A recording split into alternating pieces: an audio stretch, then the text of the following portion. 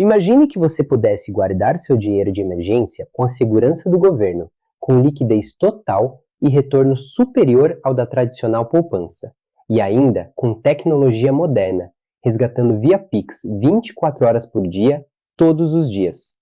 Esse é o conceito por trás do Tesouro Reserva, um novo título público anunciado pelo Tesouro Nacional que promete justamente isso: segurança, simplicidade e liquidez total, como um cofrinho seguro do governo. O Tesouro Reserva é um título do problema Tesouro Direto, criado para democratizar o acesso do investidor pessoa física aos títulos públicos federais. Diferente do Tesouro Selic tradicional, que já é usado por muitos para reserva de emergência, o Tesouro Reserva terá liquidez 24/7, possibilidade de resgate imediato via Pix e não terá marcação a mercado, o que significa que seu saldo não vai oscilar para baixo, mesmo antes do vencimento. Em termos simples, ele está sendo desenhado para ser uma alternativa segura e prática à poupança e às caixinhas dos bancos digitais. Mas a pergunta que move este vídeo é: se muitos investidores migrarem da poupança tradicional para o Tesouro Reserva, isso pode significar o fim da poupança como conhecemos? E isso pode afetar o financiamento imobiliário no Brasil? Vamos entender primeiro por que a poupança poderia ser impactada. A caderneta de poupança, tradicional no Brasil há décadas, oferece liquidez diária, isenção de imposto de renda e garantia do Fundo Garantidor de Créditos, FGC, até certo limite. Mas a realidade dos rendimentos tem mudado. Em períodos de juros altos, como tivemos nos últimos anos, os títulos públicos pós-fixados, especialmente os atrelados à taxa Selic, geralmente rendiam mais do que a poupança, e com um risco considerado muito baixo, já que são garantidos pelo próprio governo federal. O Tesouro Reserva veio para ser ainda mais competitivo. Rentabilidade potencial maior do que a poupança, pois acompanha a Selic, sem oscilações negativas do saldo, por não ter marcação a mercado, liquidez 24 horas por dia, aplicação mínima muito baixa, facilitando a entrada de pequenos investidores. Isso significa que, no papel, o Tesouro Reserva tem condições de canibalizar parte significativa dos depósitos em poupança, especialmente daqueles que hoje usam a poupança como reserva de emergência ou primeiro investimento. A promessa de mais rentabilidade e liquidez pode fazer muita gente migrar para o Tesouro Reserva. Esse movimento não é apenas teórico. A própria lógica dos mercados financeiros evidencia que os investidores tendem a buscar alternativas mais rentáveis e com baixo risco quando estão disponíveis. Pesquisas acadêmicas indicam que investidores de varejo se movem entre ativos de renda fixa conforme o retorno e a liquidez mudam no tempo. Aqui chegamos a uma questão central.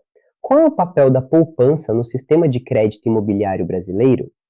Tradicionalmente, os depósitos de poupança cumprem duas funções essenciais: fonte de recursos para os bancos, que transformam esses depósitos em capital para emprestar, inclusive para crédito imobiliário, base de funding barato para o sistema financeiro, pois são recursos estáveis e de baixo custo. Quando um depositante transfere sua poupança para o Tesouro Reserva, isso significa que aquele dinheiro deixa de estar disponível para os bancos. E, ao desaparecer dos depósitos bancários, ele não está mais ali para ser emprestado. Isso pode afetar a capacidade dos bancos de financiarem empréstimos imobiliários com recursos baratos. Diversos estudos apontam que as fontes de funding para crédito imobiliário são sensíveis à composição dos depósitos bancários e às políticas de crédito. Se a liquidez dos bancos diminui, porque menos dinheiro está depositado, e se a poupança perde relevância, os bancos podem elevar custos ou restringir crédito imobiliário para compensar a diferença. Ou seja, em teoria, se a migração da poupança para o Tesouro Reserva for massiva, os bancos podem enfrentar menos recursos baratos para emprestar, pressão para aumentar juros ao consumidor em financiamentos de longo prazo, como o imobiliário, maior dependência de outras fontes de capital mais caras para manter suas operações de crédito.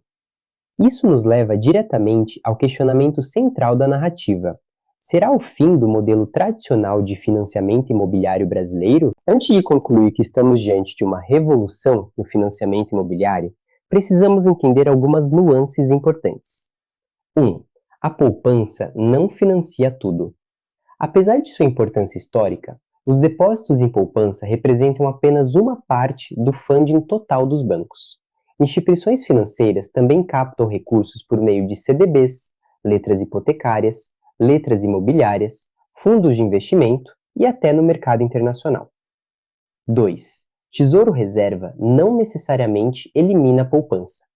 Mesmo que o Tesouro Reserva seja atraente, muitos depositantes podem continuar usando a poupança por sua simplicidade, isenção de IR ou por hábito.